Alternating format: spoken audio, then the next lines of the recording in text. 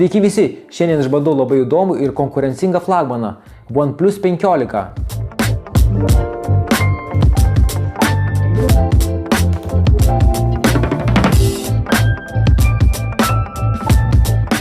Rimtas konkurentas kitiems Android išmaniesiems.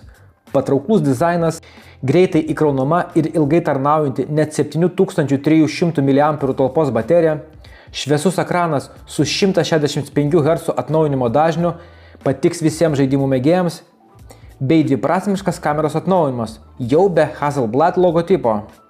Be abejonės, viską filmuoju ir fotografuoju tik išmaniaisiais telefonais. Šį kartą turiu OnePlus 15 bei kiek senesnį OnePlus 13. Apie dizainą kalbu pakankamai retai, tačiau šis OnePlus 15 labai patiko. Geriausia tai, kad šį išmanų telefoną galima nešiotis ir be dėklo. Nors nugarėlė atrodo pakankamai lengvai susibraižo, tačiau su pirštu lengva nuvalyti visus įbrėžimus. Dar gerai ir tai, kad nugarėlė nesurinka jokių piršto antspaudų. Taip pat OnePlus 15 flagmaną galima vadinti vienu patvariausių išmaniųjų telefonų, nes turi visus įmanomus IP reitingus. IP66, IP68, IP69 ir net IP69K. Reiškia apsaugą nuo aukšto slėgio vandens srovių, kurių temperatūra siekia iki 80 laipsnių. Todėl įrenginys gali atlaikyti ekstremalias sąlygas. Aišku, aktualiausia man visada išlieka kamera. Lyginant parametrus ant popieriaus, OnePlus 13 kamera atrodo patrauklesnė. Tačiau skaičiai ir sensoriai ne visada atitinka galutinį rezultatą. Daug kas priklauso ir nuo pačio procesoriaus. OnePlus 15 nugarėlėje dingo ne tik Hasselblad logotipas, tačiau ir visa kameros sistema pasikeitė. Pagrindinė kamera dabar 24 mm, kai buvo 23. Teleobjektyvo kamera dabar 80 mm, kai buvo 73. O itin plataus kampo kamera vietoj 15 mm dabar yra 16 mm. Skirtumai nėra dideli, tačiau svarbiausia yra rezultatas.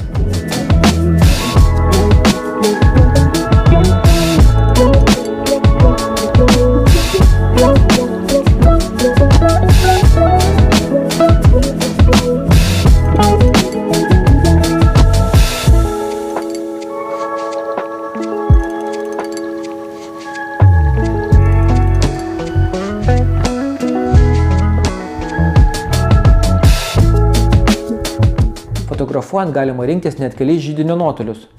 Itin plataus kampo kamera 16 mm, pagrindinė kamera 24, tada taip pat galima su ją fotografuoti 28 ar 35 mm židinio nuotoliais, tada turime 48 mm pasirinkimą ir 3,5 arba 85 mm teleobjektyvo kamerą, su kuria turime papildomus 7 kartų bei 10 kartų skaitmeninius priartinimus, be kokybės praradimo.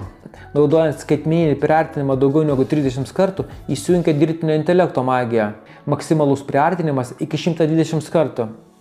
Kas tikrai labai pagerėjo, tai filmavimo kokybė ir atsirado papildomo filmavimo funkcijų. Viena iš tokių tai kinematografinis filmavimas, kuriuo dabar viską ir filmuoju.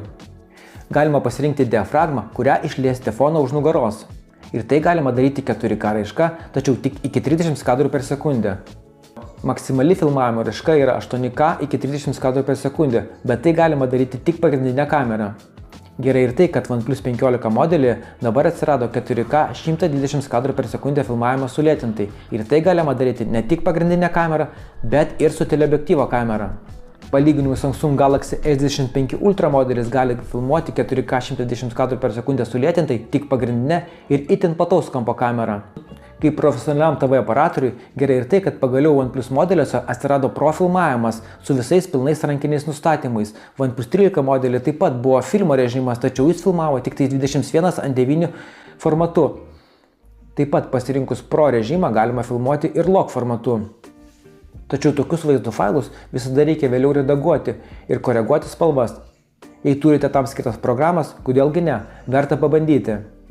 Jei filmuojant jūsų rankos labai dreba, tai su naujoju OnePlus 15 jums turėtų labai patikti stabilizacija. Galima pasirinkti itin stabilus vaizdo įrašas ir filmuoti 4K raiška. Ko dar pasikeitė OnePlus 15 lyginant su OnePlus 13 flagmanu. Jei ankstesni flagmanai turėdavo šone tokį garso įjungimo išjungimo mygtuką, tai OnePlus 15 modelį atsirado mygtukas, kurio galima pasirinkti savo tinkamą funkciją. Naujiena yra Mindspace erdvė. Tai yra dirbtinio intelekto asmeninė saugykla ir asistento funkcija. Jame galima kaupti ir tvarkyti informaciją susijusią su jūsų gyvenimu ir veikla. Užkliūva keli dalykai ir vieną labai svarbu paminėti. Filmuojant reikia nepamiršti, kad garsiakalbiai yra apačioje ir viršuje ir stengtis jų neuždengti, todėl garsiakalbis priekyje tikrai būtų privalumas. Taip pat užkliuvo video kokybė.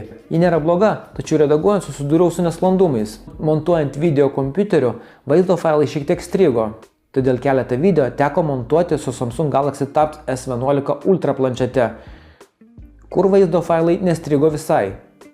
Norint naudotis MagSafe priedais ar bevėlių krovimu, turite įsigyti papildomą telefono dėkliuką, kuris palaiko tokias funkcijas.